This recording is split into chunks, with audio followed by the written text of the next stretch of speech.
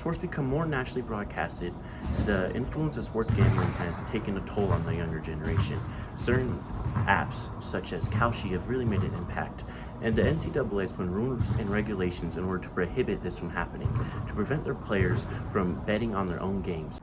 Sports betting has completely changed the way college sports feel, especially for athletes actually playing. It's not just about winning or losing anymore.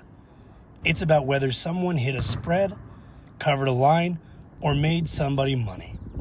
In former interviews with college basketball players, somebody like Steven Vasquez talked about how he would get messaged every single night.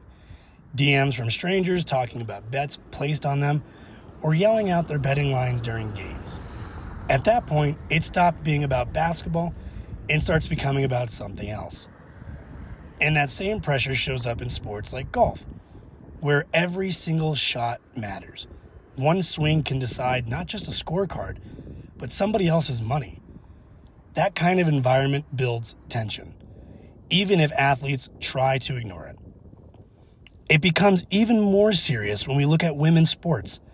Female athletes already fighting for recognition, and now they're also dealing with increased attention from sports betting. When speaking with NAU golfer Lizzie Neal, she believes that this pressure surrounding the world of sports betting in the golf world does not compare to many other sports campuses across the country or even outside the United States, such as our home country of New Zealand. Not that I'm aware of. I think maybe because golf probably isn't, I guess maybe it is for the average person to bet on professional tournaments, but I don't know, I've never really experienced anything here about it. It's just for golf specifically. I think at home there is a pretty bad environment around gambling, and that's something that I've not really thought too much into either, so it wasn't really a shock when I came here. But yeah, I was kind of surprised about the amount of talk that it kind of gets in conversation, but it also is a fair conversation to have, but it wasn't as huge. I don't think as much as other sports, but I know, maybe I'm just not really in a circle that really would bet on golf. Yeah. I know people do it, but it's not like March Madness, I wouldn't say.